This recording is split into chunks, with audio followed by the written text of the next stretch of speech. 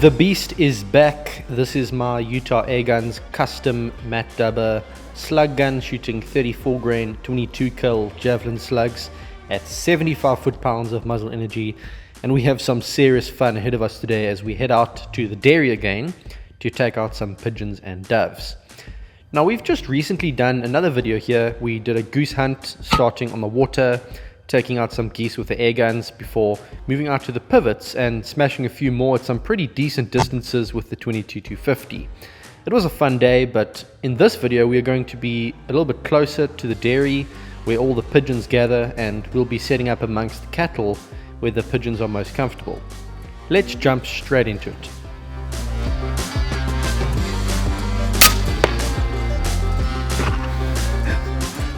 Don't you just love that sound? The sound of a good solid center of mass shot at a pigeon from about 65 meters. Pretty straightforward, but there's tons and tons of pigeons here, so let's keep going. I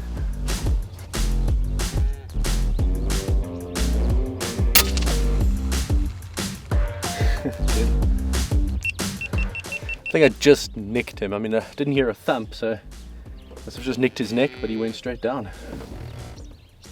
There's actually more there up in the tree. It's a very awkward position, but should be able to get some more.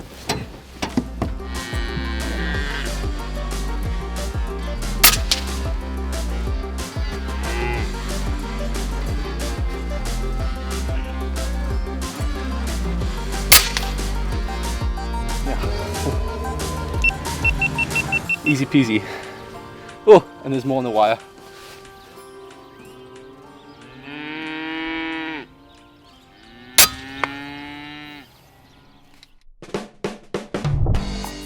With so much action happening so quickly, let's take a breather and look at some slow motion replays.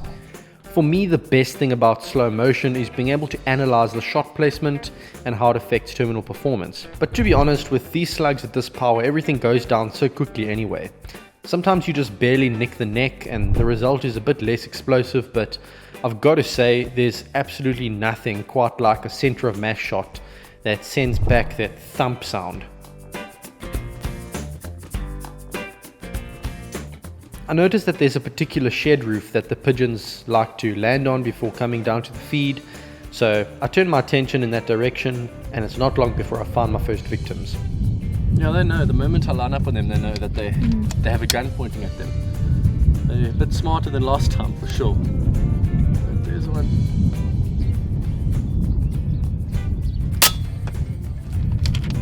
Oh, they're staying there.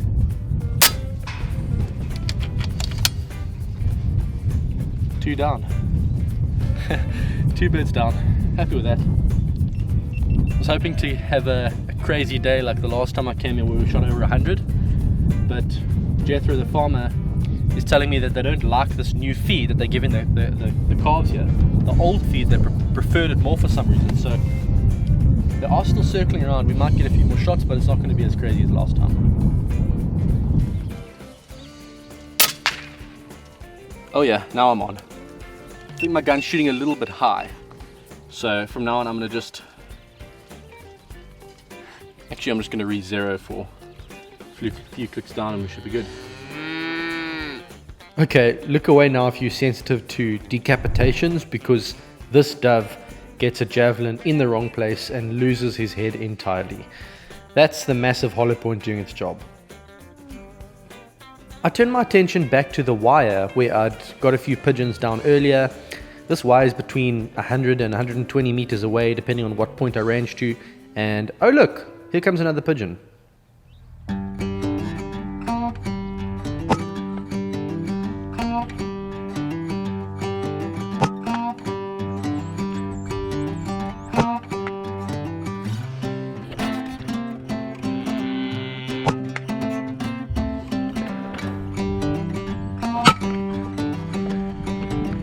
Okay, another great period of shooting. Let's look at the slow motion again. All of these birds were switched off pretty quickly. I tend to go for the upper half of the body where all the vitals are. You want to try avoid the lower half. This dove loses its entire wing. Look closely. and a rock pigeon on the ground from the back. Boom. It's getting pretty close to midday now, and along come the guys with the cattle feed. These birds have pretty good body clocks and they know when feeding time is, so they're ready to swoop down as soon as the workers have left. I'm also ready to collect my food, and I take aim at another rock pigeon. Yeah, I'm guessing that's about 70, maybe a bit less.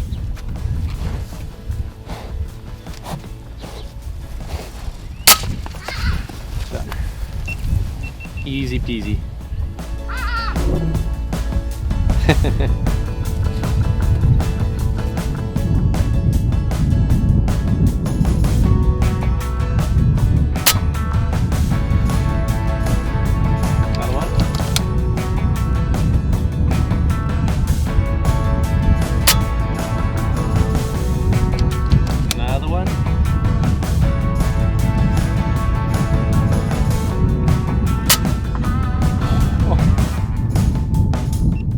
Oh, that's so much fun.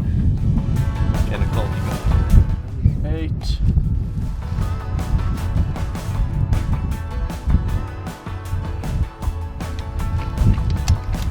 Wind is from the left. I just give it a little bit for the wind.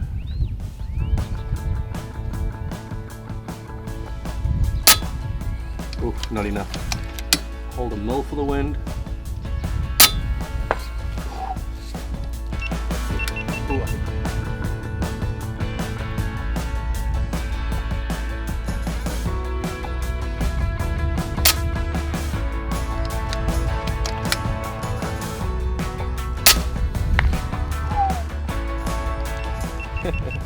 So obviously the wind calmed down there a little bit. 112 meters. I held a mill. I saw the slug drift a little bit too much, so went back to half a mil and got him. There's one right here. I'm guessing that's 110. So I'm just going to scoot over.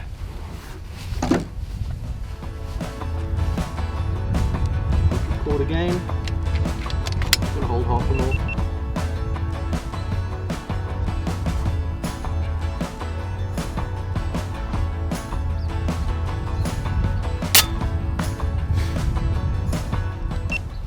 That's such a good sound.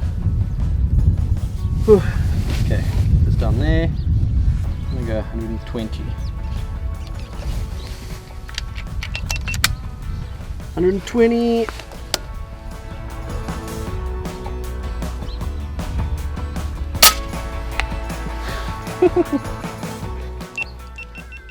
Oh, it's just too easy with this gun. Being able to shoot such aerodynamic projectiles at such high speed means that I'm only needing to dial less than 3 mils for a 110 meter shot, which is pretty crazy. It's always fun to kind of track the slugs in the air, particularly when there's a bit of a crosswind. It shows the need for accurate calculations when shooting at distance. The feathers blowing away here also give a pretty good indication of how strong the wind is.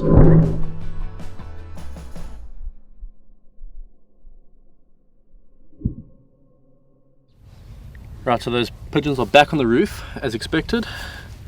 Let's get focused in on them here. I want to get some nice crisp scope cam footage with the Nexus. See if we can get another, let's try to get another 2 here, shall we? 1, nah, they're not hanging around. Oh. So the liner that I've been using in this gun for the past maybe year or so has been just a standard FX 700mm slug liner. It's been working really well. When the Superior liner came out, I'm like, well, I had my doubts about it. I thought, is it really that much better? Is it just a gimmick? What's the real difference? I know for a fact that the Superior liner, the actual like formula for the barrels that they use is very much the same as the old liners, but they've just refined certain aspects about it, like the jump to the lands. So they've fine-tuned that. They've got the land starting at a specific point. They're using new machines that have tighter tolerances, and just all around the overall quality of the barrel is a lot more consistent. I got a random Superior liner sent to me. I didn't hand pick it or anything. and this thing has been shooting spot on. As you can see here, shooting off the lines, those birds are what, 100 to 120 meters away.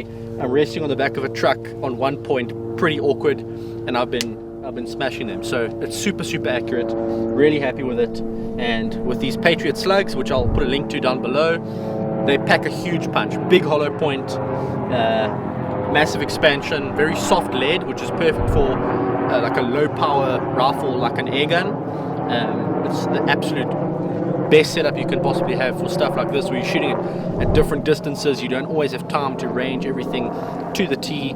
You can dial, load up, shoot, and it just hits them so hard. Super happy with the setup. It's without a doubt the #1 best gun I've ever had. And if you want to look at this gun, this impact with the custom job and some of the custom parts like the slug probe and the weaker valve return spring, which gives you more power, I'll put a link down below, because this gun is available from Utah Airguns as a Matt Dubber custom gun. So check that out, I'd really appreciate it. Okay. Ooh, solid. Oh, he's a goner. Yo, that was nice. Nicole has been a fantastic camera woman until now, but she won't let me have all the fun, so she brings out my other impact.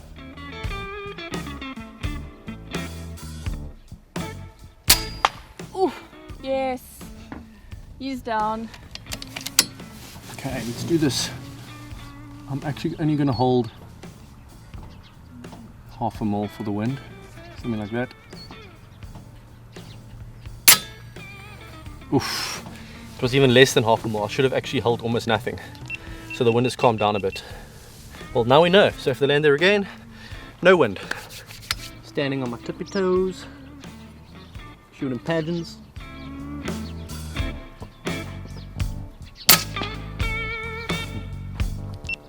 Finish and klaar. Ooh, a white one.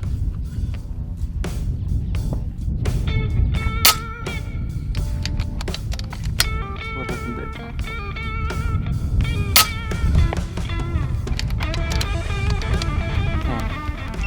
Out of slugs. Another one there, but I ran out of slugs. That's my own fault. No one to blame but me.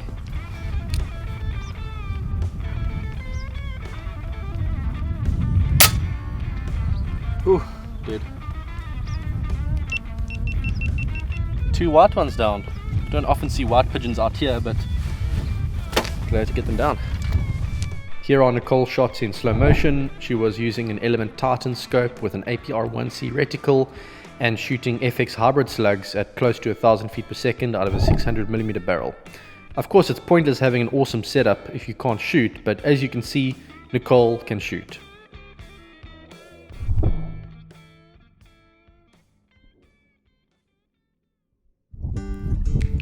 Yeah, wind is definitely picking up now. Okay, 70.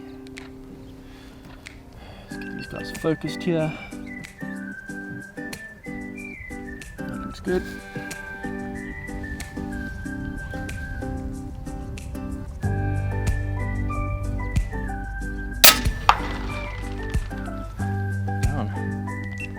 I actually think I pulled that one a little bit, but obviously I got enough to put him down, so happy with that.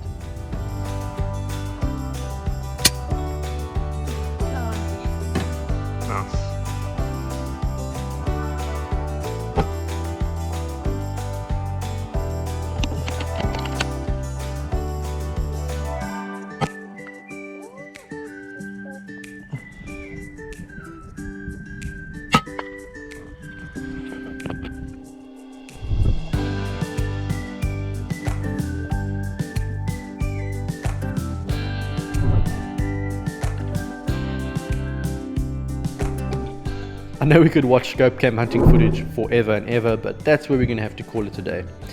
If you haven't already subscribed to my channel, please consider doing so.